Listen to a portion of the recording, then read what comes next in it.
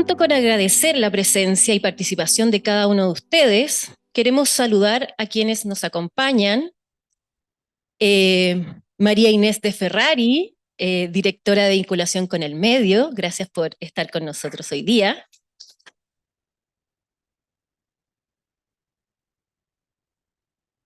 El decano de la facultad, Juan Pablo Corbalán.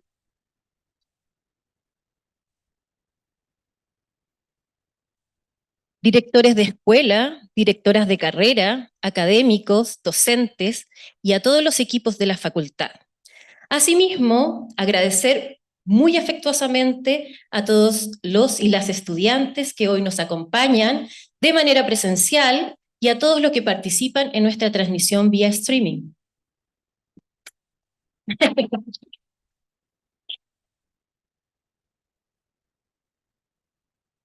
De manera aún más especial, saludamos, ¿cierto?, a Marina Otero, que está hoy día con nosotros por Zoom, que aquí con la magia de la televisión va a aparecer.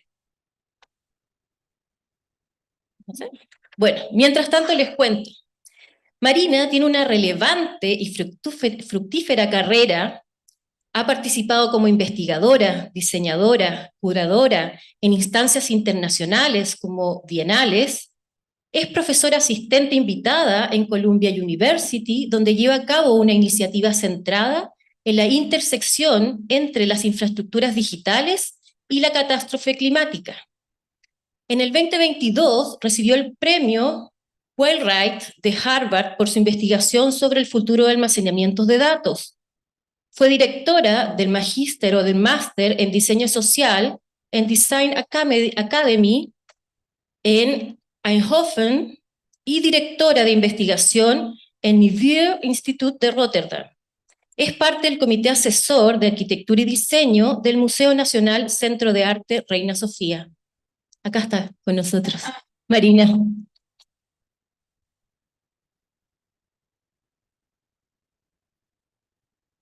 En esta instancia los queremos y las queremos invitar a una reflexión y aprendizaje para analizar los retos y desafíos que nos plantea el desarrollo tecnológico.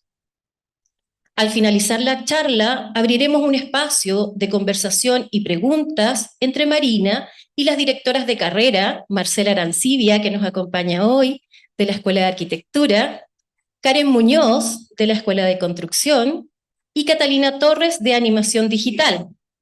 Y moderaré y conversaremos con Juan Pablo aquí también. Mencionar que desde el Zoom tenemos a una intérprete de lengua de señas chilena, gracias al Instituto Enséñame, para quienes están conectados puedan activar, ¿cierto?, esta opción. Entonces, para comenzar hoy día, le damos la palabra a Juan Pablo para que nos introduzca y, ¿cierto?, sobre el tema que va a conversar con nosotros hoy día, Marina. Muchas gracias, Sol. Muchas gracias a todos los presentes. Más que conversar sobre el tema de Marina, que lo va a presentar ella misma, por supuesto, es dar un poco contexto sobre nuestra facultad y por qué es tan relevante y por qué estamos tan agradecidos que Marina nos acompañe hoy. Hemos aprendido desde las presentaciones que se han orientado en toda la universidad que los cambios tecnológicos, en particular la inteligencia artificial, significa cambios, por supuesto, importantes sociales, pero quizás se aceleran ciertos procesos que desde el urbanismo los hemos entendido. Ciertos procesos sobre el medio ambiente, ciertos procesos sobre las desigualdades, etcétera, que se ven reflejadas en el espacio. Y esos procesos, si bien a veces desde este podio pueden parecer lejanos, en realidad los vivimos día a día. Nosotros mismos estamos cambiando de lugar. Nosotros mismos como facultad estamos en un lugar, ahora estamos en otro lugar. Hemos reemplazado unas funciones con otras funciones. Estamos con nuestra invitada que está geolocalizada, está ubicada en otro espacio. Estamos en una transición permanente de la cual ustedes, nuestros estudiantes, ya conviven día a día. Y son ustedes los que justamente tienen que tener esta lectura crítica y tienen que tener la capacidad justamente de poder imaginar, proyectar, construir y poder también diseñar estas situaciones que van a venir y estos lugares que nos convocan hoy. Para tener una entrada y una lectura justamente un poco más aguda es que no, estamos muy contentos y contamos con la participación de Marina. Eventualmente también nos gustaría tenerla presencial, así que eso es una gestión que yo me comprometo a tratar de ver, Marina, para que puedas venir y conocer en persona a todo este equipo y justamente compartir e intercambiar ideas. Así que ese es el propósito de justamente poder tener un contenido potente para poder enfrentar lo que se nos viene con todos estos cambios y posibilidades.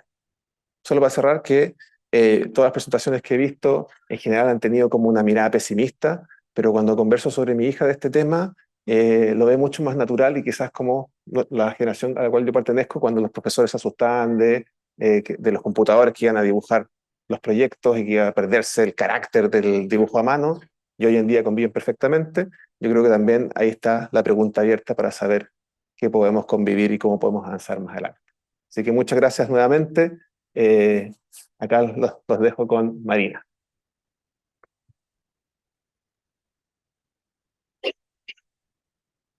Muchas gracias por la invitación. ¿Me oís bien? Perfecto. Muy bien.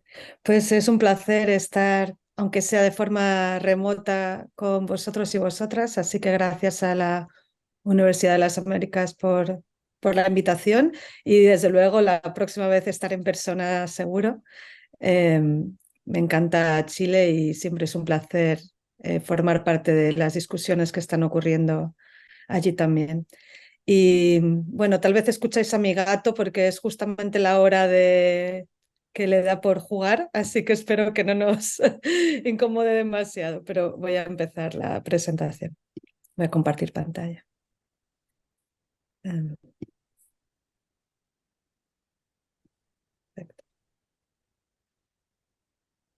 Pues el duelo digital en la era de Big Data. Os presento a Atlas. Es uno de los supercomputadores que está en el Donostia International Physics Center en el País Vasco, en el norte de España. Y desde luego no es el más potente que hay en el mundo, pero es uno de los más potentes de España. 14.000 núcleos, 150 terabytes de memoria RAM. Y ya se queda obsoleto porque el siguiente que viene, Hyperion, triplica la potencia del antecesor. Lo utilizan unos 400 usuarios. Y en realidad es uno de los supercomputadores que he estado visitando en los últimos años en una investigación sobre el futuro del almacenamiento de datos.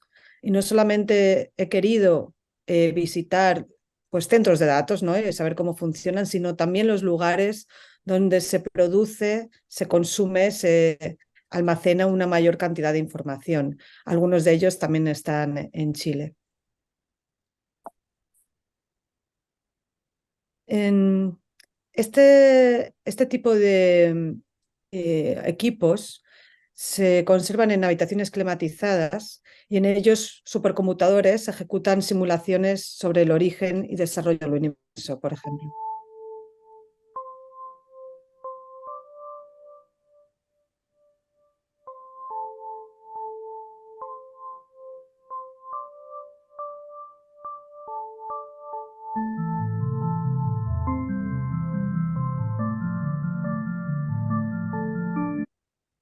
También modelan estructuras moleculares que son esenciales para la vida, como algunos de ellos polímeros.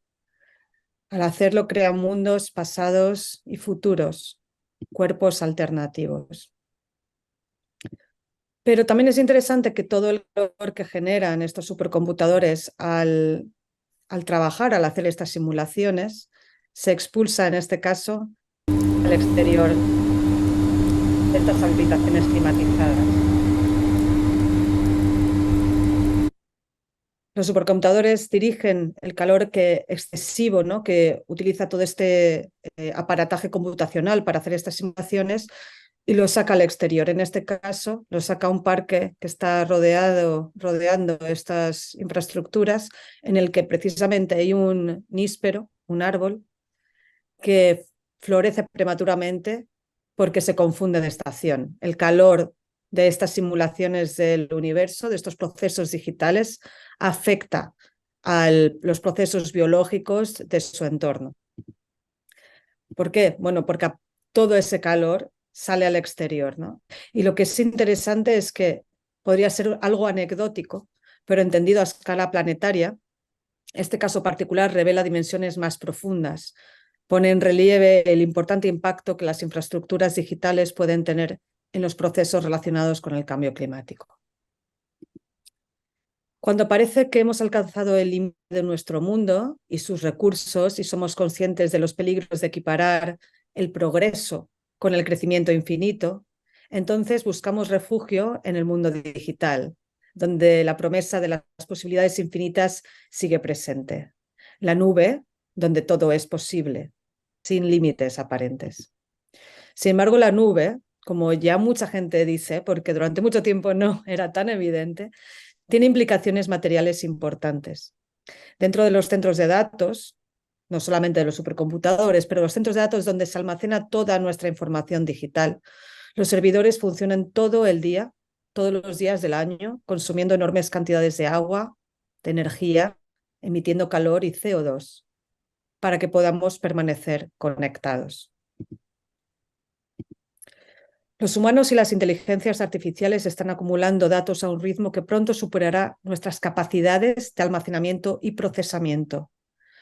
Gartner, en un informe que se titula ¿Cuánto es suficiente?, se refiere a una próxima zona de insuficiencia potencial y estima que la producción de datos excederá la escalabilidad de las soluciones de almacenamiento de datos existentes.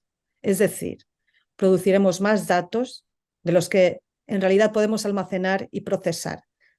Y eso ocurre tanto a nivel como individual, donde ya vemos que nuestra capacidad para almacenar la información en nuestros teléfonos, en nuestros servidores, en la nube, cada vez llega a su límite, ¿no?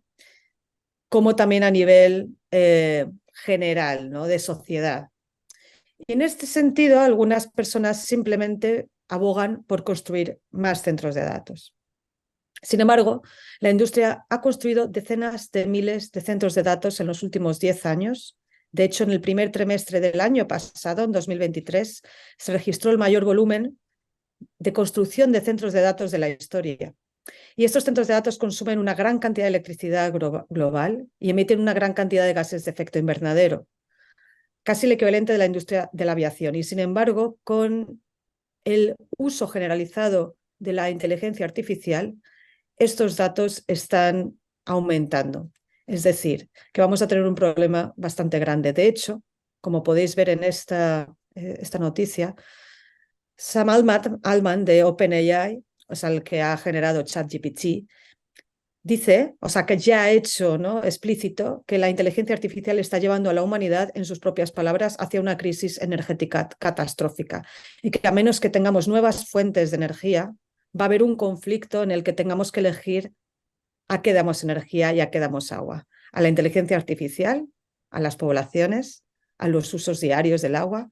Hay algo que en los próximos años va a ser muy complicado y contencioso, ¿no? Frente a esta amenaza, lo que queda preguntarnos es ¿qué motiva la necesidad de más datos y quién realmente se beneficia de su acumulación y de su producción? ¿Por qué la mayoría de los centros de datos se diseñan prácticamente como cámaras acorazadas en lugar de como bibliotecas públicas de nuestro conocimiento? La arquitectura de centros de datos es un lugar crítico de inversión e innovación.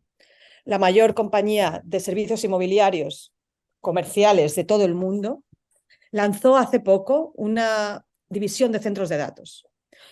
Las firmas de arquitectura e ingeniería también están expandiendo sus operaciones de los centros de datos. Y una ocupación común para los recién graduados en arquitectura y en otras, por supuesto, en otras industrias también, es trabajar en oficinas de diseño en centros de datos. Y como mucha gente también trabajando en temas relacionados con la inteligencia artificial. Pero los centros de datos, como sabéis bien en Chile, también son un lugar de conflicto. Varios centros de datos importantes, como en lugares como en los Países Bajos, en ciudades como Dublín, han implementado prohibiciones temporales en la construcción de centros de datos debido a que consumían excesiva agua y energía, esto en detrimento de los residentes cercanos que se quedaban sin ella. Medios como el Financial Times, que generalmente no es que sean bueno, pues un medio crítico, digamos, con este tipo de industrias, publicaron que en áreas de Londres no es posible construir nuevas viviendas porque no tendrían acceso a la electricidad. La red está sobrecargada por el consumo de los centros de datos. Es decir, ya a nivel de diseño urbano, también tenemos que tener en cuenta qué usos, qué programas van a poder instaurarse, porque va a haber una lucha por los recursos en los diferentes programas que abastecen a la ciudad. ¿Construimos viviendas o más centros de datos? Los dos parecen importantes, pero desde luego sin viviendas no creo que, bueno, no estaríamos pensando en una ciudad como la que conocemos ahora, ¿no? Tendría que ser otra ciudad que a lo mejor ni siquiera está habitada por humanos. De hecho, Londres recientemente anunció que iban a hacer una normativa para que el calor emitido por los centros de datos sirviera para abastecer viviendas, cosa que tampoco es perfecta porque eso implica que hay que dar también energía extra para que sea suficiente para las viviendas, o sea que no es algo totalmente directo. En Santiago, que se ha convertido en un destino principal para los centros de datos, la comunidad de Cerrillos hizo historia, ¿no? Y fue algo comentado en todo el mundo porque se opuso con éxito al centro de datos de Google, ya que consiguieron demostrar que contribuía a la sobreexplotación del acuífero local en un contexto de sequía. También tendríamos que resaltar la sentencia reciente, ¿no? La del Tribunal Ambiental, que anula la aprobación del proyecto de Google Cerrillos Data Center y ordena incorporar efectos del cambio climático en el diseño y la conceptualización de estas instalaciones. Es fundamental, ¿no? Entender que no solamente los centros de datos se tienen que concebir como unas instalaciones estancas, ¿no? Que son autónomas en su funcionamiento, sino que tienen que ser concebidas en relación a su entorno, en relación a cuál puede ser su impacto en las comunidades, en los recursos que comparten. Y esto hasta ahora no ha pasado, porque se concebían casi como cajas aisladas, ¿no? Independientes de sus entornos que funcionaban 24 horas al día y consumían, pero ahora no entendemos que tenemos que diseñarlos de otra manera. Hace 2 años, 1 año y medio prácticamente, recibí una beca de Harvard, la Wheelwright, para estudiar el futuro de los centros de datos en todo el mundo. He viajado pues, lugares como en Suecia, en Islandia, en Australia, muchos lugares de Europa, en Estados Unidos y también en Chile. Chile es uno de los territorios donde he pasado más tiempo. Me parece fascinante lo que está ocurriendo en el país a este nivel, ¿no? A muchos, pero en particular se está convirtiendo en un principal destino para los centros de datos. Y esto es debido a la conectividad, los importantes cables de fibra óptica como el Humboldt, que es el nuevo, la presencia de supercomputadores con los que hay en la Universidad de Chile, por ejemplo, la industria de la observación astronómica, en la que Chile es pues un líder mundial y que es una de las industrias que genera más información digital. Y, por supuesto, los depósitos de litio, que son un elemento fundamental para la industria digital, y el apoyo gubernamental. Todo esto es aprovechado por multinacionales como Google, Microsoft, para establecer sus instalaciones en el país. Por ello, Chile se está transformando en uno de los centros de la industria digital. Su llegada para muchos conlleva promesas de progreso sociotécnico en Latinoamérica y, sin embargo, estos desarrollos, como mucha gente también ha estado avisando, conllevan costes medioambientales y sociales. Por ejemplo, no solamente los habitantes de Cerrillos están protestando, los habitantes de Quilicura también denuncian los efectos de los centros de datos sobre el ecosistema de humedales locales. Rodrigo Vallejos, uno de los representantes de la comunidad, explica que si bien la presencia de centros de datos podría atraer crecimiento económico para Chile, las arquitecturas están causando gran fragilidad ecosocial para las poblaciones locales, humanas y no humanas, en esta zona de humedales. Un ejemplo de ello es que las empresas y los gobiernos continúan buscando innovaciones o remedios menos dañinos en lugar de reducir las operaciones, a pesar de ver los impactos que tiene. Este es el Bosque Urbano Quilicura, que es un proyecto masivo de reforestación de Google para compensar las emisiones de dióxido de carbono producidas durante la construcción de su centro de datos. Sin embargo, como podéis ver, esta es una foto de hace pocos meses, los árboles luchan por sobrevivir debido a la falta de agua y financiación para su mantenimiento. Es decir, Google se puede comprometer a hacer una estrategia de compensación, pero no hay un plan holístico que prevea cómo este proyecto va a continuar en el tiempo. Además, es de remarcar que haya como estrategias para compensar las emisiones de CO2, pero que no haya legislación al respecto de la cantidad de energía o de agua que estas instalaciones están utilizando. Y como hemos visto, en un contexto de sequía, como el que también hay en España y en otros lugares, es muy problemático. Las luchas en torno a las infraestructuras digitales en Chile y en otros lugares han impulsado la creación de códigos de conducta. Este es el Código de Conducta Europeo para la Eficiencia Energética en los Centros de Datos. No es perfecto, pero es un marco de trabajo. En la actualidad, el Gobierno de Chile también está pensando en cómo hacer frente a estas, dificultades de, por un lado, querer atraer a la industria de los datos, porque es necesaria para el desarrollo, y por otro, poder hacer frente a los riesgos, ¿no?, que trae la sequía y otros riesgos relacionados con el cambio climático. Lo mismo ocurre en lugares como España, en Australia y muchos otros. Junto con un equipo formado por Senera Ambrosio, Nicolás Díez, Martín Tirón y muchos otros, hemos estado mirando a este tipo de casos y estamos comprometidos con las comunidades de Quilicura en intentar buscar prototipos alternativos de cómo se podría gestionar los centros de datos en contextos como, por ejemplo, el de Cerrillos o el de Quilicura y otros muchos similares que hay en todo el mundo. Y por supuesto que hay modelos interesantes desarrollándose en otros lugares, ¿no? Pero no siempre se implementan, ¿no? Esto es, por ejemplo, es un centro de investigación sobre prototipos para centros de datos que está en Suecia, se llama RISE, está en el norte de Suecia, casi en el Círculo Polar, en Luleå. Y ellos trabajan con prototipos de centros de datos ecosociales. Por ejemplo, utilizan el calor excedente de los servidores en invernaderos. Lo que proponen es que nuestros correos electrónicos podrían hacer crecer tomates. Pero también lo utilizan para hacer cultivar lombrices, peces en granjas piscícolas o para secar madera que luego se utiliza como biomasa. Las lombrices aparentemente es la aplicación más exitosa de las tres porque con ellas se alimenta pollos que de otro modo comerían pienso importado hecho con soja del Amazonas y que contribuye a la deforestación del Amazonas. Así que los pollos de la región, según los científicos, están muy felices y el proceso completo responde a una economía circular en la región. Los archivos digitales generan calor, el calor genera lombrices, las lombrices alimentan a los pollos y los humanos comemos los pollos para enviar más y más correos electrónicos y hacernos más selfies. En Estocolmo, y esto es algo que otras ciudades están estudiando, parte de la energía generada por los servidores se transfiere a la red de calefacción de la ciudad.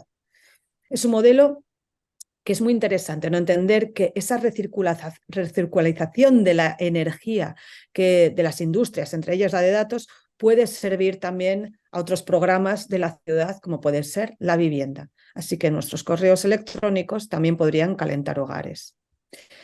Aún así hay que tener un optimismo, porque yo soy optimista, respondiendo a lo que decíamos antes, soy muy optimista, pero hay que tener un optimismo cauto, ¿no?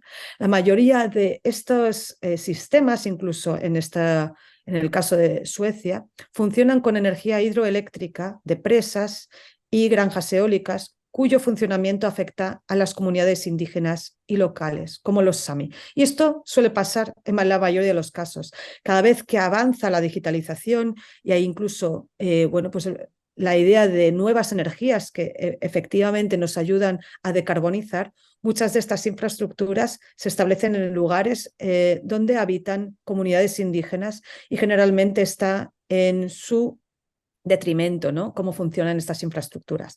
Esto es lo que muchos han descrito como colonialismo verde, ¿no? Proyectos que a menudo ignoran el daño causado por estas infraestructuras en las comunidades en nombre de la sostenibilidad, tratándolos como externalidades. ¿Qué es importante en estos casos? No tratar estos casos como externalidades, sino realmente que estén incluidos en las hojas de cálculo, ¿no? En los costes sociales y ambientales que tienen cada una de estas infraestructuras.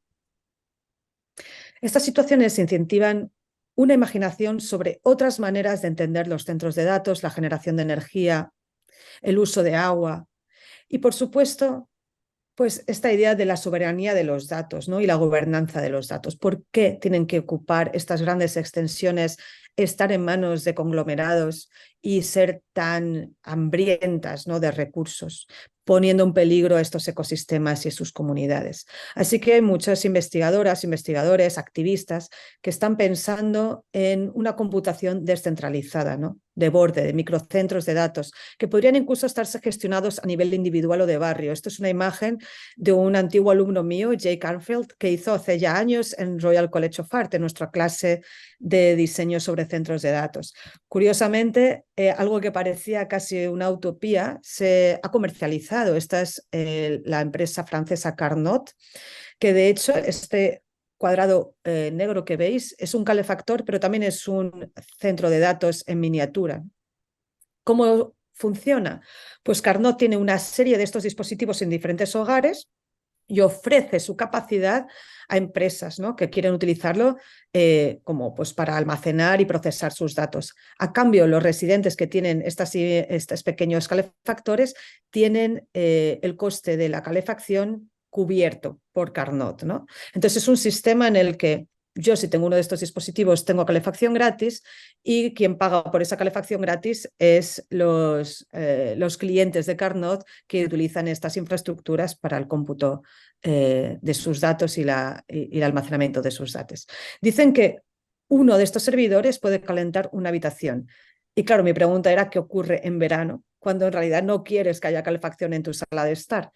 Parece ser que sí que se pueden regular estas diferentes velocidades de procesamiento, ¿no? Y bajarlas en verano de manera que se produzca menos calor. Es interesante pensar en estos sistemas en red y cómo se pueden activar en unos momentos del año y no en otros, aunque creo que bueno, todavía hay mucho que desarrollar en este sentido. Empresas, universidades, gobiernos, todos están uniendo fuerzas para desarrollar modelos alternativos que en teoría consumen menos energía, emiten menos CO2 y consumen menos agua. Constantemente aparecen nuevos modelos que nos hacen pensar que podemos continuar consumiendo como si nada hubiera pasado. Por ejemplo, centros de datos submarinos que se enfrían directamente con el agua de mar, ¿no? Entonces no consumen tanta agua dulce para refrigerar. Claro, está pendiente entender el impacto que tienen en las ecologías marinas. Esto es un modelo que empezó Microsoft como un prototipo y que ahora se está implantando en China a gran escala, ¿no? Está incluido en los planes quinquenales de 3 provincias chinas y, sin embargo, aún no he sido capaz de encontrar un estudio en el que realmente se entienda o se trate de entender cuál es el impacto que tiene la disipación del calor y el funcionamiento de estas infraestructuras en todas estas ecologías marinas donde se asientan.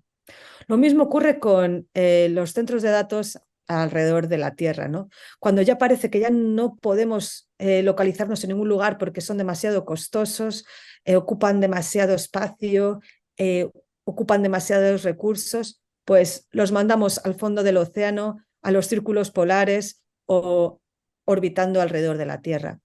Este es un proyecto bueno, que se está desarrollando en diferentes lugares del mundo por empresas privadas y públicas, lo está estudiando diferentes agencias espaciales, entre ellas la Agencia Aeroespacial Europea, a través de un contrato millonario con Thales Alenia Space. Están intentando entender, bueno, pues en este sentido, estas infraestructuras captan directamente la energía del sol y disipan el calor al bueno, pues la grandeza del cosmos, así que parece que el impacto es menor que en otros lugares. Y por supuesto se benefician de las temperaturas gélidas que hay en este lugar. Y sin embargo, hay que también computar la cantidad de energía y bueno, la polución que se genera al enviar estos centros de datos al espacio, ¿no? Así que todo tiene que verse en perspectiva. Durante mi investigación, como os he dicho, visité industrias que generan la mayor cantidad de datos, como la astronomía y el uso de la inteligencia artificial. La proliferación de centros de datos en Santiago, en Cerrillos, en Quilicura, es evidencia del papel más amplio que Chile tiene en la producción y almacenamiento de datos globales. Chile, como hablábamos antes, concentra alrededor del 40% de la infraestructura de observación astronómica y espera alcanzar el 70% en esta década. He visitado algunos de los últimos, ¿no?, observatorios astronómicos como por ejemplo el Vera Rubin, que tiene las últimas tecnologías, ¿no? Y de hecho, su tecnología es tan avanzada que la cantidad de datos que se genera no se pueden almacenar en un único centro de datos.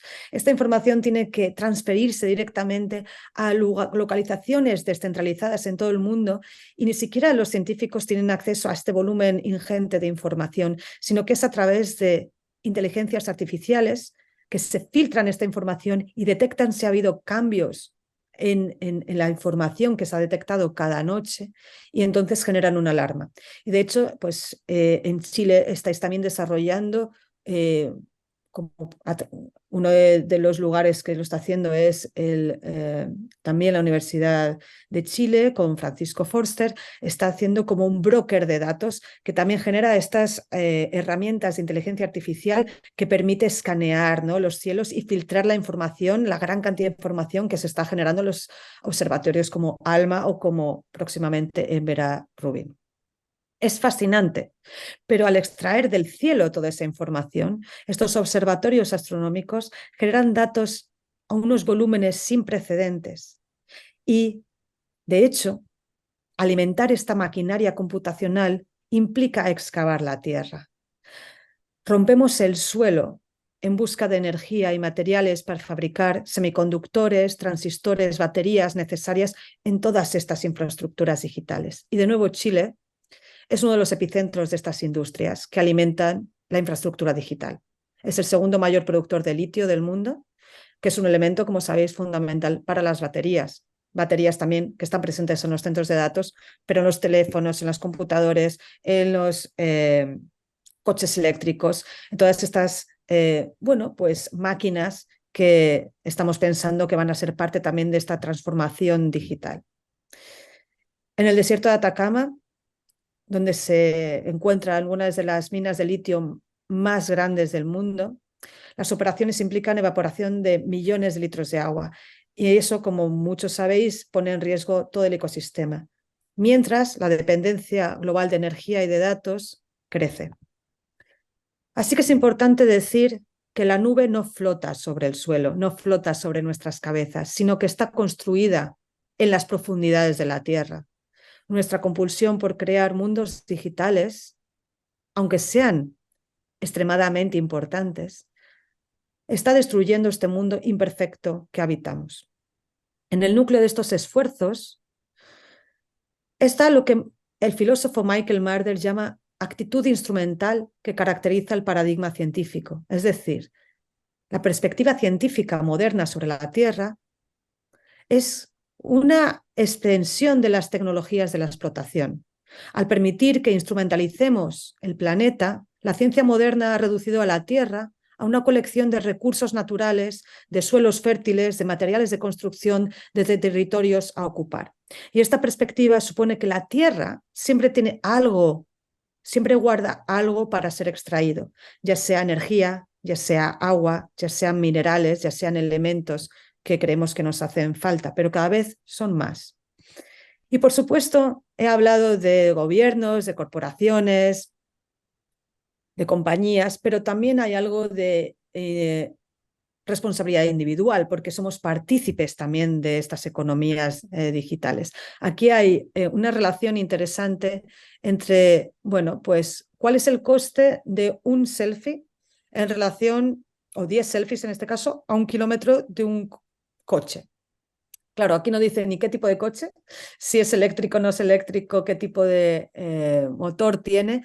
Y también, bueno, hace la comparación de 10 selfies, solamente lo que implica subirlos a la nube, pero no lo que implica tenerlos allí almacenados durante años, que eso también continúa consumiendo energía. Muchas veces no somos conscientes de toda esa información que almacenamos y que prácticamente no vemos, sigue consumiendo agua y energía, y que no solamente se almacena una vez, que muchas veces está almacenada varias veces, no solamente en nuestros dispositivos, en los de nuestros amigos y conocidos y en extraños, sino también en los duplicados que están en centros de datos que siempre actúan como espejo uno de otro por si acaso hay una catástrofe. Así que esa información duplicada está consumiendo cada vez más energía, por lo cual ya no es el equivalente de 1 kilómetro de coche casi a 10 selfies, sino probablemente es una cantidad diferente en la que el consumo que genera la información digital cada vez va en aumento y, como dice incluso los gurús de lo digital,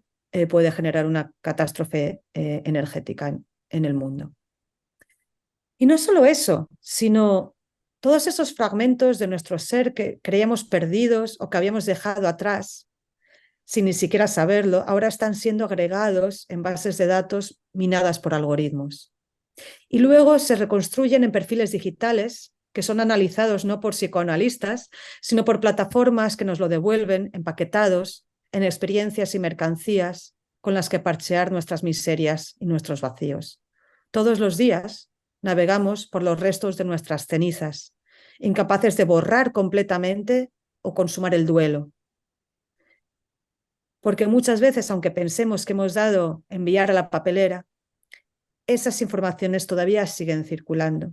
Hay una necesidad, pero por otro lado, una imposibilidad de deshacerse de la información digital. Entonces somos invadidos por ese abrumador sentimiento que nos aparece con todo tipo de recomendaciones, contenido relacionado y recordatorios, en aquellos momentos rescatados y clasificados por sistemas operativos, más tarde reconvertidos en narrativas digitales animadas por transiciones y por melodías. ¿Y quién se beneficia de toda esta información? Pues no nosotros, sino las grandes corporaciones que se benefician de esa gran acumulación de información y que cuando les preguntamos qué pasaría si consumiéramos menos, si en lugar de ese email que hemos recibido, que se acumulara para siempre, que tuviera una vida más corta, menos que dijéramos que lo queremos guardar, ¿qué pasaría si empezáramos a tener unos rituales más ligados al dejar ir y saber cómo tratar la información digital como cualquier otro recurso, con más delicadeza y sabiendo los costes añadidos que tiene? Pero sin embargo, las compañías están más interesadas en la acumulación, porque es de donde consiguen tener su negocio, en acumular toda esa información que se convierte en un activo, un capital para el futuro, aunque aún no sepa de qué manera va a darles beneficios. Por eso propongo esa idea del duelo digital. Igual que lloramos objetos, lugares y personas, desprendernos de los datos, reconozco que requiere un proceso de duelo, ya que tiene una carga emocional. Y este proceso de duelo nos puede permitir a reconstruir el mundo simbólico que se sacude con la pérdida de cuando perdemos la información de un disco duro, de un ordenador, las imágenes de nuestros viajes, de nuestras personas queridas o de nuestros compañeros no humanos. Pero esto es importante hacerlo como colectividad, pensar en cómo podemos deshacernos de gran cantidad de información acumulada que de otra manera sigue consumiendo energía y agua. Pensemos en una noche de San Juan con cuerpos saltando sobre hogueras donde arden montañas de recuerdos. Una celebración que se extiende hasta el día siguiente cuando encontramos las cenizas de nuestras pertenencias y penurias, su mancha pegada al suelo. Hay innumerables rituales en nuestra vida que están diseñados para dejar ir. Rituales de duelo, que no significa que sean de olvido, sino que el dejar ir es una manera diferente de recuerdo, no de olvido, sino cómo recordar de otra manera que no sea a través de una acumulación continua de información o de objetos en este caso. ¿Estamos listos para dejar ir?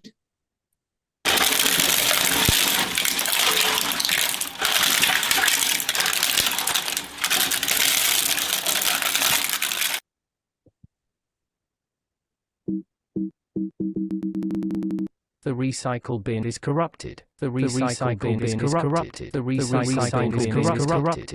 Do you want to empty the recycle bin for this drive?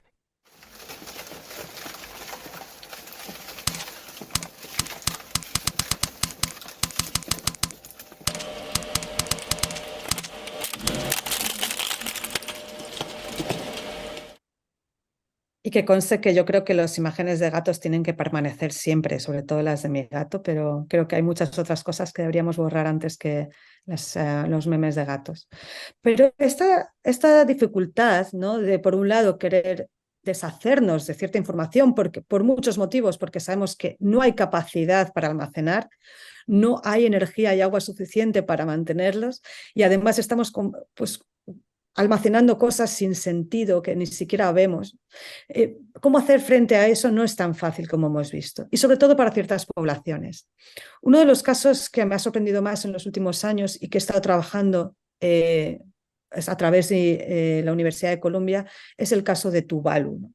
Tuvalu es esta isla del Pacífico que cree que en las próximas décadas va a desaparecer por la subida del nivel del mar. Y es algo, bueno, que sus dirigentes han hecho visible, ¿no? Como hacernos partícipes y responsables del futuro de la isla. ¿Qué ocurre? Que en muchos casos, para que un Estado pueda existir, ¿no? Tenga soberanía, es necesario que tenga una población permanente, un territorio también y un gobierno. ¿Qué pasa? Que si Tuvalu desaparece bajo las aguas, algunas de estas características harían que dejara de ser un Estado. Por lo tanto, están intentando tener una nueva normativa que permita que se reconozca el Estado aunque desaparezca bajo las aguas, ya sea 1 centímetro, 2 centímetros o metros. Y esto es donde viene la idea de subir Tuvalu al metaverso, digitalizar la isla entera. Y eso es un proyecto que llevan haciendo ya prácticamente un año. Yo he estado en contacto con la Embajada de Tuvalu en las Naciones Unidas en Nueva York. Y por supuesto que hay tecnologías suficientes para escanear, pero ¿qué es exactamente lo que se escanea? ¿Y quién participa en la decisión de cuáles son las historias, cuáles son los objetos, cuáles son las culturas, cuáles son los recuerdos que van a pasar a ese modelo otro digital de Tuvalu? No lo sabemos, pero sí lo que sabemos es que es una paradoja, porque si Tuvalu está intentando hacer frente al cambio climático, su deseo de permanecer en la web, de ser digital, afectará a otros territorios en su misma situación, ya que el aparataje digital, como hemos visto desde hace ya media hora, implica también la destrucción de otros territorios. Así, ¿cuál es la situación y cuál es la posición de la Tierra en estos lugares? La Tierra que desaparece bajo las aguas y la Tierra que se digitaliza y se sube al metaverso, ¿no? Que en el fondo no es otra cosa que servidores en algún centro de datos del planeta. Por eso, cuando pienso también en el duelo, no solamente pienso en dejar ir información, en esa idea de borrado como una manera de recuerdo, sino también como personas que nos dedicamos a las artes visuales, al diseño, a la arquitectura, al mundo digital, al cine, a la animación. ¿Cuál es nuestra relación con la imagen y las altas resoluciones? Y pienso en, bueno, pues ideas de pensadoras como por ejemplo Ito Steyer en su defensa de la imagen pobre, o el movimiento de muchas artistas, arquitectas que piensan en lo incompleto, esos sets de data como ruinosa, los glitches, las imágenes de poca resolución como una forma estética y política de relacionarnos con la infraestructura digital y con las imágenes, en lugar de esa idea de el render, la gran resolución. ¿Qué pasaría si empezamos a ver la resolución más baja, lo incompleto, las velocidades más bajas en Internet como una forma de resistencia? Y esto es un movimiento que se ha extendido también a lo que se llama permacomputing, la búsqueda de, bueno, entendimiento de cómo utilizar nociones de permacultura también en la computación. Hay un proyecto que a mí particularmente me parece interesante, es esta Low Tech Magazine, que utiliza energía solar para existir. Cuando hay poco sol, su servidor no se nutre de energía y empieza a decaer la resolución de la imagen hasta que eventualmente la web ya no está disponible. Esa idea de que las cosas no estén siempre disponibles en la red es interesante. Estamos demasiado acostumbrados a que todo esté disponible continuamente. En cualquier caso, y aunque no estéis de acuerdo con nada de lo que estoy diciendo, quiero deciros que, como esta imagen muestra, con el tiempo, los datos digitales, aunque no los queráis borrar, se vuelven indescifrables, se corrompen. Y es algo que solo lo saben en los archivos. Cuando tienen archivos digitales, saben que tienen que ir migrando la información y en esos sucesivos migraciones a diferentes softwares, hardwares, se va perdiendo también información, porque si no, decae. Esto es una carpeta de fotografías tomadas en 2007 y que permanecieron en un dispositivo de almacenamiento durante 9 años. El código no cambió, pero con el tiempo la percepción de este código por parte del ordenador cambió y se hizo ilegible. Así que esta corrupción de datos demuestra la interconexión una vez más entre los reinos digital y lo más físico, entre lo biológico y lo digital, y esta idea de que la decadencia afecta hasta los espacios digitales que creíamos que estaban a salvo. En Chile, uno de los ejemplos que más me ha fascinado ha sido la historia del quipu. Este en particular, el MCHAP 0780, es el más grande expuesto en el Museo Chileno de Arte Precolombino en Santiago. Y fue encontrado en un cementerio incaico en Arica. Me parece que los quipus tienen algo que contarnos. Tiene una historia que tal vez nos hace repensar nuestra relación con la información. Este equipo es uno de los sistemas de registro de información utilizados por los incas. Es fascinante, compuesto por 586 cuerdas de fibra de camélido organizadas en 8 secciones de 10 conjuntos y 13 subniveles que contienen más de 15.000 datos que se han podido tabular, pero no se han sabido descifrar. En esta era en la que las computadoras, las inteligencias artificiales y los centros de datos procesan ingentes cantidades de información, los quipus permanecen indescifrables. Lo interesante era que sus cuerdas eran capaces de reflejar millones de diferentes combinaciones de color, fibra y nudo para almacenar gran cantidad de conocimiento. De hecho, muchas personas, entre ellas yo, pienso que estas secuencias crean un sistema codificado cuya organización matemática anticipa las operaciones de un computador, ¿no? Con ello se transmitía información a través del Imperio Inca, facilitando la coordinación, la gestión de recursos a lo largo de geografías, regiones climáticas, ciclos astronómicos. El quipu era algo similar a lo que hoy entendemos como esa infraestructura de datos que nos sirve y que sirve también a los mercados globales contemporáneos. Curiosamente, durante los primeros momentos de la colonización, se dio prioridad a la escritura hispana frente a los quipus, porque eran ilegibles para los colonizadores españoles, mis ancestros.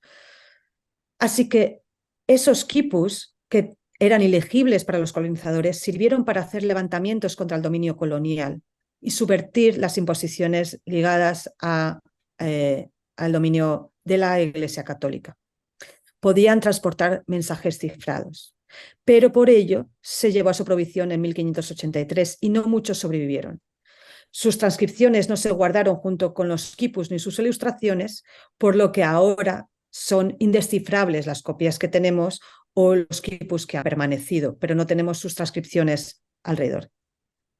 Interesantemente, la infraestructura digital actual, la inteligencia artificial, se considera una clave para descifrar los quipus. Hay más de 850 quipus digitalizados en todo el mundo, muchos de ellos fuera del territorio de los Andes, casi todos en museos europeos como el de Berlín. Y estos quipus se han convertido hoy en una base de datos minada por algoritmos.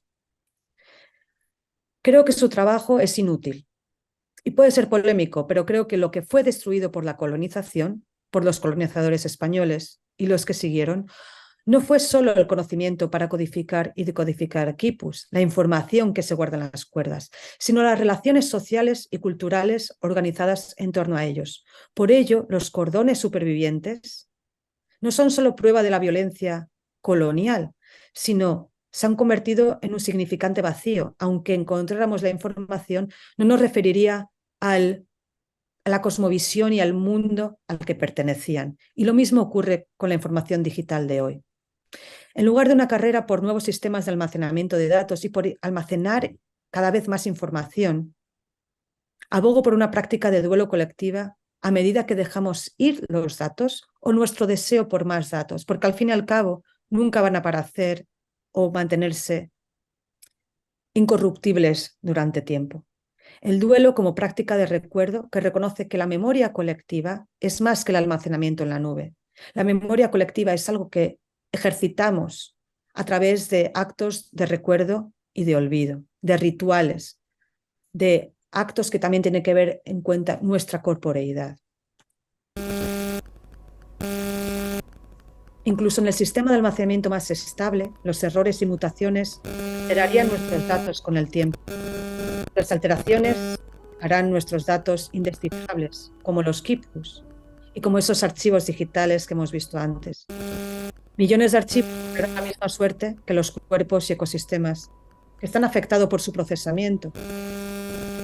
Los cuerpos que hemos visto que protestan centros de datos e infraestructuras digitales en Cerrillos, en Quilicura y en todo el mundo. Y esto es algo que me parece interesante incidir. No es la única manera de recordar, no es solamente esa forma externalizada a través de los archivos, de los museos, del almacenamiento digital. Hay otras maneras que tienen que ver con una práctica encarnada del conocimiento y que en los que tenemos que replantearnos cuál es el papel de la arquitectura. Hay dos casos, aparte del quipu, que me parece maravilloso el quipu por esa capacidad de recordar a la vez que vemos los colores, tocamos las cuerdas, ¿no? Es una práctica que tiene que ver también con el cuerpo, se recuerda a través también de la textura del cuerpo, de lo encarnado. Marisol de la Cadena, también hablando de las cosmologías de los Andes, en particular en Perú, hablaba del archivo de Mariano, ¿no? Un archivo que habla de las luchas campesinas en contra como del poder colonial y de los grandes terratenientes, y que es para Marisol, que es antropóloga, era de gran valor también académico, ¿no? Para su histórico. Y sin embargo, el hijo de Mariano utilizó esos papeles para generar fuego, para hacer una fogata, porque esos papeles ya habían cumplido su misión. Y Marisol habla de cómo esa relación con el archivo, con la información, que en lugar de mantenerse intacto hacia el futuro, se utiliza de una manera casi metabólica para generar calor, para utilizarlo, para calentar los cuerpos que están hoy presentes, que le hizo replantearse totalmente la relación que ella entendía que era un archivo, que es la memoria y cuál es la mejor manera de recordar y quién tiene derecho a recordar. Lo mismo en algunos de los viajes que he hecho, encontré este caso de estudio que lo encontré a través de Michael Morsman, que es el proyecto del lago Mungo. Hay uno de los cuerpos de poblaciones indígenas más antiguos del mundo que hasta hace poco se guardaban en Museo Nacional, hasta que se decidió devolver a las comunidades para que decidieran qué querían hacer con esos restos del hombre y la mujer Mungo. Y después de mucho debate decidieron que en lugar de tenerlo en un almacenamiento refrigerado en un museo nacional, que lo iban a devolver a la tierra. Causó gran conmoción para los expertos de la preservación, porque algo que ellos consideraban de gran importancia, ¿no? Y que tendría que estar guardado bajo llave en un museo, estas comunidades, para los que eran sus ancestros, decidieron que la mejor manera de preservarlo era en la tierra, descomponiéndose poco a poco y haciéndose en un continuo con el territorio, con el country, con el lugar al que pertenecen, ¿no? ¿Cuál es la mejor manera de conservar los recuerdos? ¿Cuál es la arquitectura adecuada para la conservación? ¿Qué debe almacenarse y para quién? ¿Cómo entendemos la arquitectura del almacenamiento? Como un conjunto de energía, climatización y seguridad. ¿Qué implica no tener aire acondicionado para mantener nuestros datos o nuestros objetos o nuestros documentos en archivos o en centros de datos? Volviendo y con esto termino, al caso que os he contado al principio del árbol que estaba confundido y que florecía antes, y teniendo en cuenta todas estas experiencias por las que os he llevado en un viaje de diferentes territorios, realicé un proyecto con el Supercomputing Center del País Vasco y les propuse reutilizar la energía de estos supercomputadores que hacían simulaciones del universo para algo diferente. Así que esto es un prototipo que se llama Compost computacional, que utiliza el calor emitido por los ordenadores que ejecutan simulaciones del origen del universo para alimentar una máquina de vermicompostaje con lombrices vivas y microorganismos que se nutren de esta energía para crear un suelo fértil que sustenta la vida en su forma más primigenia. Mientras que los computadores intentan analizar el origen de nuestra vida, ahí están los microorganismos y las lombrices de hecho produciendo vida, produciendo el compost fértil, que es el origen de nuestro planeta. La pieza es este granja de Raspberry Pis, ¿no? Estos supercomputadores que son los que están ejecutando esas simulaciones. Y además un vídeo que habla, desarrollado junto con Locument, que habla también de todas estas problemáticas. Aquí podéis ver cómo las CPUs, ¿no? Las Raspberry Pis, cuando están haciendo las simulaciones, están prácticamente a 70 grados centígrados, pero lo que pasa a la Tierra, las lombrices, son 24 grados, que es la temperatura a la que están más felices las lombrices. Aquí lo veis funcionando. Y en el otro lado es, bueno, aquí podéis ver a través de este vidrio, este terrario, esta máquina de vermicompostaje en la que los restos orgánicos son digeridos junto con este calor por estos microorganismos y las lombrices. Los cuerpos celestes y biológicos están unidos en este caso por procesos de metabolismo y fermentación, descomposición y regeneración. La metamorfosis que recorre todos los ciclos de la materia, esa idea de la generación de información y su descomposición y la inminente relación entre los procesos digitales y los biológicos, y esa es la manera en que me parece que al final esta vuelta a la Tierra, entender que la nube no es algo que flota, sino que está íntimamente ligada a esos procesos de recuerdo y esos procesos de creación de vida que están íntimamente ligados a la Tierra de los Andes, de Atacama, a la tierra de este lugar de los Mongo, a la tierra de las lombrices del País Vasco y muchas otras tierras que de otra manera sufrirían si no tuviéramos en cuenta y tuviéramos referencia de cómo poder pensar la infraestructura digital del futuro. Y esto es, bueno, la cantidad de personas con las que trabajo, porque este proyecto se hace posible solamente a través de unas colaboraciones con muchísima gente a la que estoy extremadamente agradecida. Y acabo de publicar un pequeño libro en las profundidades de la nube que habla de estos procesos. Muchas gracias.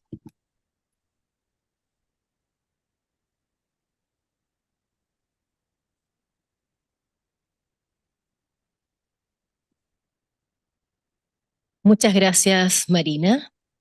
Vamos a invitar a las directoras de Arquitectura, Animación y Construcción para que intercambiemos algunas preguntas.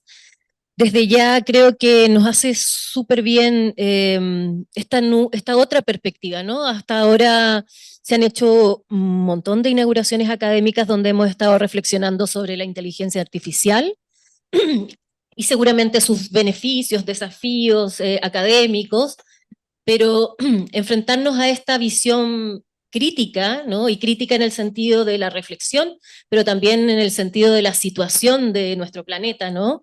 Nos hace bien para entender el costo que tenemos también con toda esta digitalización y este mundo virtual y ¿cierto? La inteligencia artificial. Entonces le damos la palabra a las directoras, quizás, Marcela, ¿quieres iniciar? Hola Marina, buenas tardes. Muchas gracias por hablar de estos temas en un contexto académico, por invitar a nuestros estudiantes, a los académicos, a reflexionar respecto a la importancia de tomar conciencia del impacto ambiental con el uso de la tecnología y los datos, de utilizarlos responsablemente y también de hacernos nuestras propias preguntas, de decir ¿cuál es mi contaminación digital? De hacer una reflexión respecto a eso. Bueno, yo soy Marcela, mi disciplina va desde la arquitectura, así que ahí apuntando un poco a lo que tú nos vas contando, hay muchos temas interesantes y se nos abren varias preguntas, pero principalmente hay temas que hoy día nos competen mucho, que tienen que ver con los ecosistemas artificiales que tú nos hablas, de cómo se busca a través de esos ecosistemas contrarrestar las emanaciones de calor, pero al final, de una u otra forma, igual terminan afectando al ecosistema natural con esos esfuerzos. Ahí hay temas interesantes. También desde la arquitectura se habla de que vivimos, ¿cierto?, en el metaverso, con segundas y terceras vidas, dedicando gran tiempo como ciudadanos virtuales. Ahí también se abre también otra reflexión, ¿cierto? de ciudadanos virtuales, pero en este minuto caminando sin mucha conciencia respecto a los límites, a la frontera. Pero tú nos dejas muy en claro que sí posee límites, ¿cierto? Este metaverso. Por lo tanto, desde ahí hay varias preguntas, varias reflexiones, pero me voy a apuntar en una, seguramente después quizás podamos ver otras, pero conocer tu visión como arquitecta, ¿ya? Apuntando al concepto del Green Data como un enfoque para reducir la huella medioambiental, tu visión respecto a cuáles serían las alianzas estratégicas o la colaboración de las disciplinas clave para que el diseño y la construcción de estos centros de datos sostenibles sean más seguros, eficientes y respetuosos en el medio ambiente. Muchísimas gracias por la pregunta.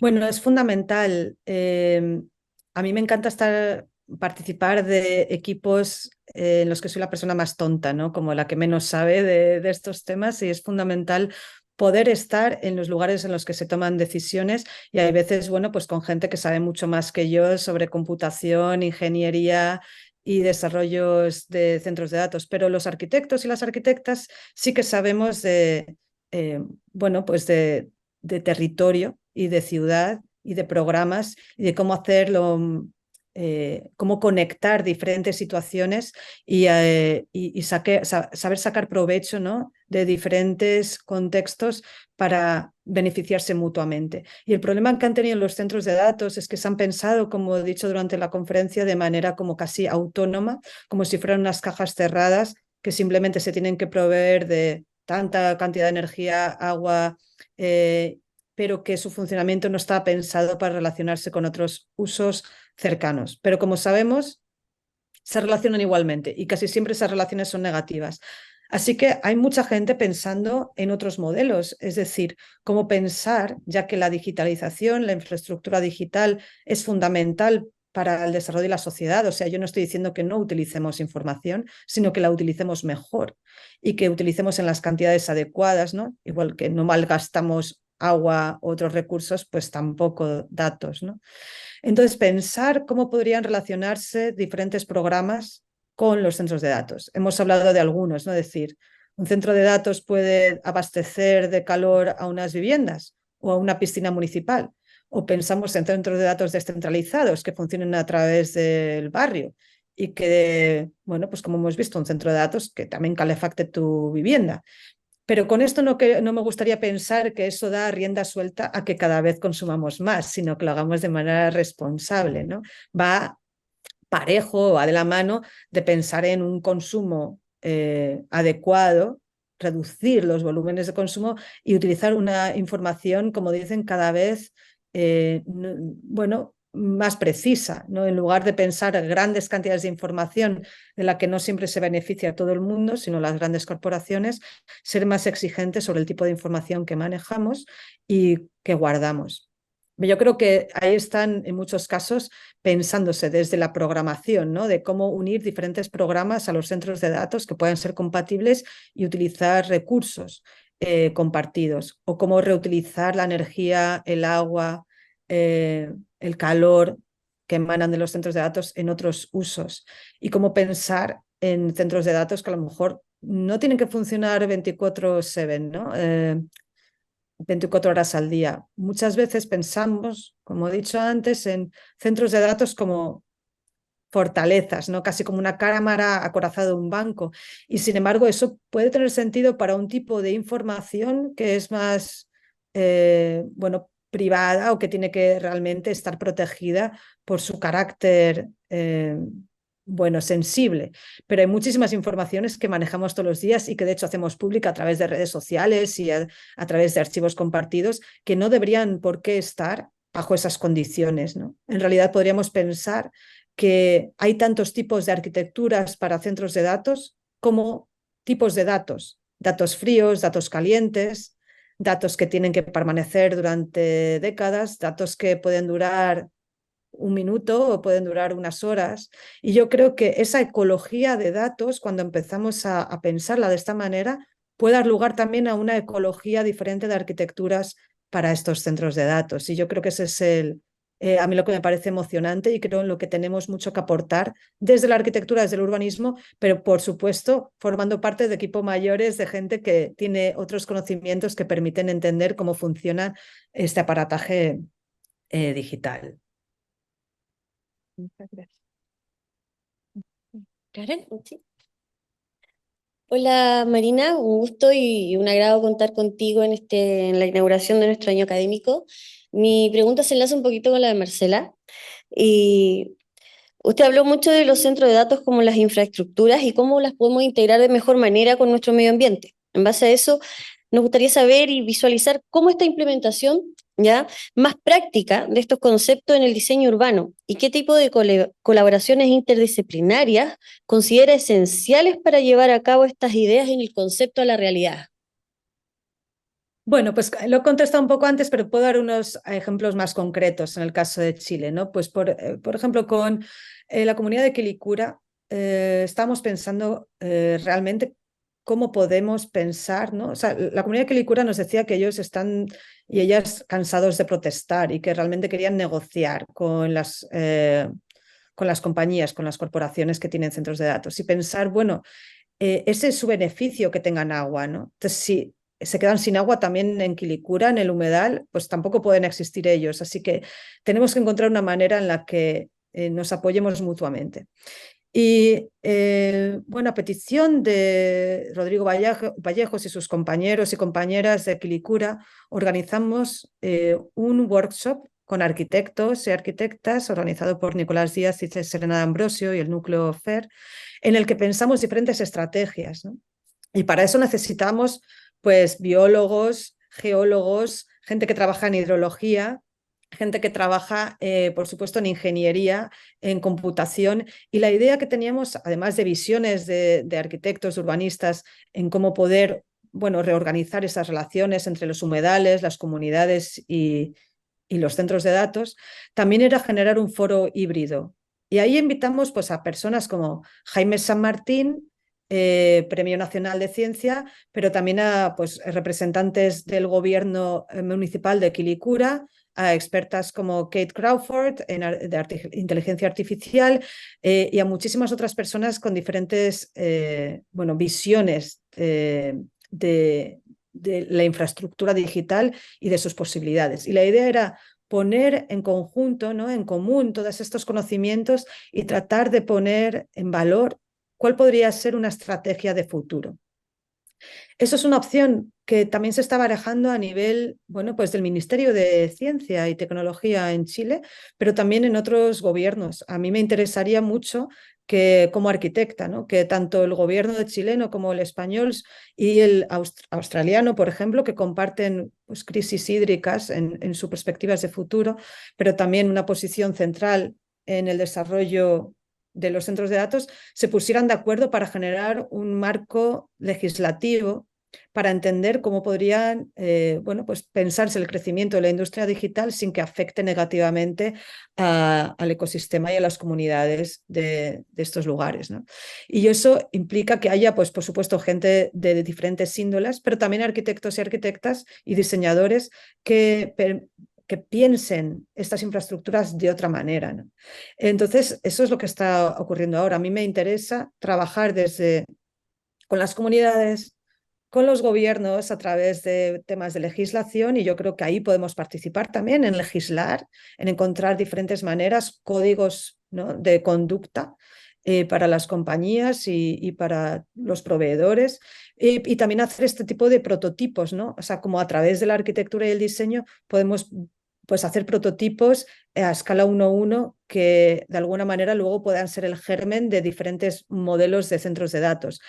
En mi caso, yo estoy intentando trabajar con este centro de investigación en el País Vasco para que este prototipo que hemos hecho de alguna manera sirva como de precursor para una nueva, bueno, diseño arquitectónico para un computador cuántico que van a recibir en unos años, ¿no? O sea que creo que hay que hacerlo a diferentes escalas, siempre en conjunto con muchas disciplinas, pero desde lo más especulativo, experimental, hasta la legislación. Y en todos esos ámbitos tenemos que estar presentes. Y es importante el trabajo que hacen las escuelas como la vuestra para formar también a los líderes del futuro y las personas que van a tomar decisiones al respecto y pueden participar en estas transformaciones. Gracias. ¿Cata? ¿Se escucha? Sí. Hola Marina, primero que nada quería decirte que encontré súper interesante tu presentación, estaba muy metida en todo lo que estabas comentando, la verdad no tenía mucha idea de todo esto, entonces quedé muy impactada y con un poco de culpa de los correos que están ahí acumulados de quizás qué año. Eh, y bueno, te quería comentar un poco de mi hilo de pensamiento para llegar a la pregunta. Porque, bueno, yo soy animadora digital, soy la directora de carrera de animación. Y claro, esta es una disciplina que quizás no impacta como territorialmente, digamos, de manera física, pero sí en la industria de la animación, antes, por ejemplo, se utilizaba papel para poder hacer la animación y luego con la digitalización apareció animación digital, ¿cierto? Y todo es digital, ¿cierto? Por computador y como que todos esos datos quedan almacenados en algún lugar y es algo como aparentemente inevitable, ¿cierto? Como que los datos van a quedar igual, ¿cierto? También como cualquier otra cosa que sea tecnologizado, ¿cierto? Para obtener algo hay que sacrificar otra cosa. Entonces, claro, ya no ocupamos papel, pero estamos ocupando agua y todas las cosas que se ocupan para el almacenamiento de datos. Entonces, bueno, como para...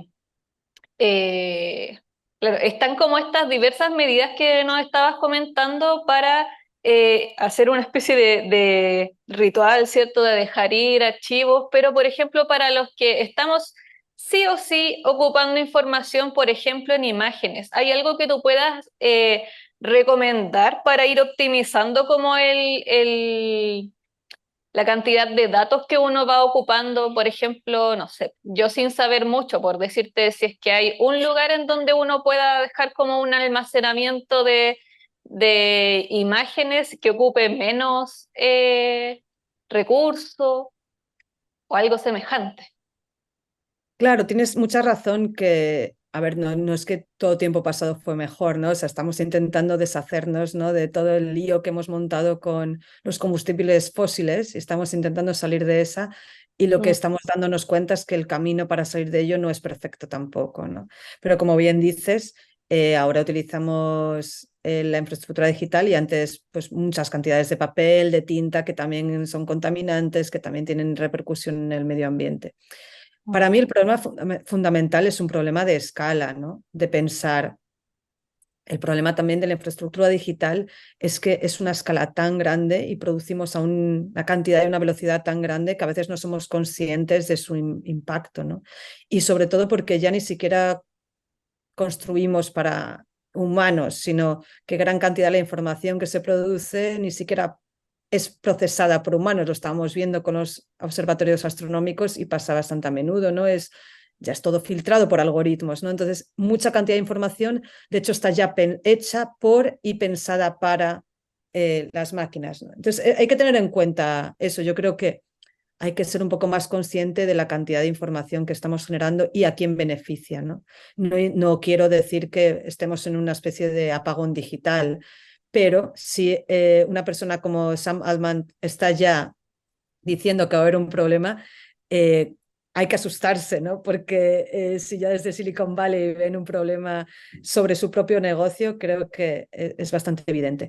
Pero varias cosas. Creo que hay gente muy interesante que está diseñando algoritmos verdes, ¿no? O sea, pensar ya desde el origen que tanto los algoritmos como los software que utilizamos ya en su producción, en su diseño, pero también en su operatividad, utilizan menos energía y menos agua. Eso es posible, ¿no? Es decir, por ejemplo, por poner un ejemplo, ChatGPT es muy interesante, yo lo utilizo bastante, pero tenemos que saber utilizarlo bien porque utiliza una gran cantidad de recursos, una base de datos inmensa para hacer problemas complejos, pero a veces lo utilizamos para traducir, por ejemplo, del español al inglés, ¿no? El castellano al inglés. Hay otros programas que son igualmente eficientes en traducción y que no necesitan esa gran base de datos que moviliza ChatGPT. Entonces, es decir, ¿cuáles son los recursos que tenemos y cómo los podemos utilizar de una manera más eficaz y eficiente, ¿no? Entonces, eso y que mucha gente está pensando en eso, decir, cuando vayas a utilizar un programa o puedes utilizar un código, si ese código realmente tiene como etiqueta verde. Y eso está pasando, ¿no? Y cada vez hay más gente que hace código pensando en que sus códigos consuman menos. Así que es posible, por un lado. Por otro, los mayores beneficiados de la gran cantidad de los grandes archivos que tenemos, la gran cantidad de información, son las tecnológicas. Pero en realidad ahora tenemos unas resoluciones que creo que realmente no hacen falta. O sea, a lo mejor en algunos casos muy particulares, pero realmente cada vez tenemos teléfonos y equipos que llegan a mayores resoluciones, las televisores, oye, hay belleza en el grano, ¿no? Hay belleza casi en el píxel. Entonces, como profesionales también del diseño, pensaría, ¿qué pasaría, ¿no? Si nos atreviéramos más a entender como una cuestión estética también, ¿no? Política y estética. Es decir, ¿cuándo es necesaria la alta resolución y cuándo no? ¿Cuándo tenemos que realmente manejar archivos tan pesados y cuándo a lo mejor no tienen por qué ser tan pesados, pueden estar más comprimidos, ¿no? Podemos utilizar pues extensiones de archivos que guardan menos capas, que guardan menos información y sí que hay algo de pérdida, ¿no? Ahí me refiero también con la pérdida de información, pero que en el fondo pasa igualmente y a lo mejor estamos contribuyendo de alguna manera a un uso más responsable de los recursos, ¿no? Entonces yo creo que la estética y la ética y la política van juntas y como profesionales del diseño podemos también instaurar esos códigos, ¿no? De decir, bueno, oye, pues a lo mejor en algunos casos un renderizado a la máxima calidad es muy importante, pero otras veces no. Es mismo cuando sabemos que las estudiantes tienen que imprimir y que cuesta mucho dinero imprimir en tinta y que a lo mejor decimos, bueno, pues hasta la entrega final hazlo en más pequeño. No, creo que hay maneras en las que podemos ser más responsables y pensar. Y luego, pues, como te digo, hay gente que tiene sus propios servidores que están no conectados a la red general, sino que están conectados a infraestructuras con energía renovable, ¿no? Y que eso implica que no siempre están disponibles. Pero bueno, hay muchos servidores feministas, todo este movimiento del cablado de la permacultura y la computación, de permacomputing. Creo que hay mucha gente que está innovando en estos sentidos y son gente toda creativa de nuestros campos de acción y que están pues abriendo caminos inesperados y que creo que tienen mucha potencialidad. Gracias, Marina. Ya para cerrar, y justo que tú dijiste algo de un pensamiento feminista, yo quería hacer una última pregunta que tiene que ver justamente con eso, ¿no? Entendemos que la estructura de almacenamiento de datos corresponde a un pensamiento político, a una proyección de ciertas élites, ¿no? Que deciden un poco estos futuros. Entonces mi pregunta tiene que ver con cómo ves tú también este sesgo de género que hay en todo este manejo de los datos y en esta proyección de la arquitectura que sostiene esos mismos datos. Y en esa misma línea que tú comentas, ¿no? Podemos trabajar con menos resolución, podemos tomar decisiones mucho más amigables con nuestras ecologías locales. ¿Cuál es tu visión como arquitecta, como mujer, ¿no? En este manejo con este sesgo de género un poco detrás? Pues sí, no lo suelo poner así, pero creo que es importante pensar en esto como una perspectiva feminista en respecto a la infraestructura digital, sobre todo por varios motivos, porque ha sido dominado durante mucho tiempo por hombres, la industria. Los sesgos que tiene el sistema de lo digital han perjudicado en mucho caso a las poblaciones más en riesgo de exclusión, pues entre ellas las mujeres, pero también las personas de diferentes etnias, las personas de color, etcétera. Así que las personas indígenas, ¿no? Pueblos originarios, se ha utilizado casi siempre la información, lo digital, los datos, en detrimento muchas veces de las poblaciones. Entonces, este es el momento a lo mejor de estas como movimientos subalternos que toman el mando y piensan en una manera no hegemónica de esta infraestructura digital, porque yo creo que es posible, ¿no?, reutilizar ciertas infraestructuras de otra manera.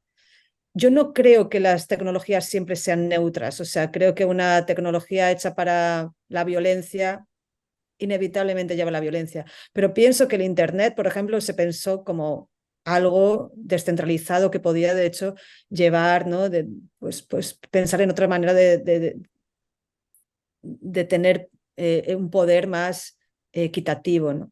Y creo que eso es posible, y si eso pensamos en un movimiento de soberanía digital, en un movimiento feminista, en un movimiento ecologista, pues ahí están las claves de la infraestructura digital del futuro. Y como dices tú, pues más pixelada, tal vez, más lenta a veces, no siempre disponible 24/7 y no beneficiando solo al 1% para que se enriqueza. Ahí es donde creo que no solo es posible, sino que es necesario. Muchas gracias por esta reflexión. No sé si el público quiere hacer alguna intervención. Hoy yo quería agregar solamente así como un comentario, es que después de como escuchar todo, al final esto igual es como pasar de ocupar plástico a ocupar una bolsa de papel, a como tener en mente como qué significa estar ocupando la cantidad de datos que tenemos almacenados ahí por que sí. Como, Y la conciencia digital. claro. Sí, lo único que yo muchas veces al final siempre termino como apareciendo en titulares diciendo que los selfies son los culpables de todo, pero realmente nos empujan mucho, ¿no? Porque yo cuando he preguntado a directivos de Google por qué no hay otro sistema en el que se almacene menos información o que se borre más información, se ríen de mí, ¿no? Como qué ingenua. Nosotros queremos que se almacene la mayor cantidad de información posible, ¿no? Entonces está hecho todo, ¿no?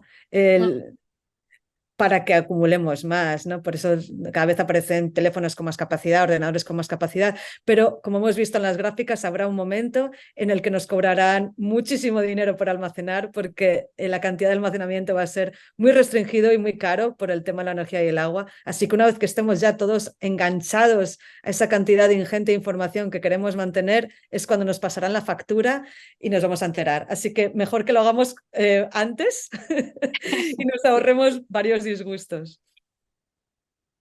Bueno, nuevamente agradecerte, Marina, esta instancia de reflexión profunda sobre esta conciencia que tenemos que tener, ¿no es cierto?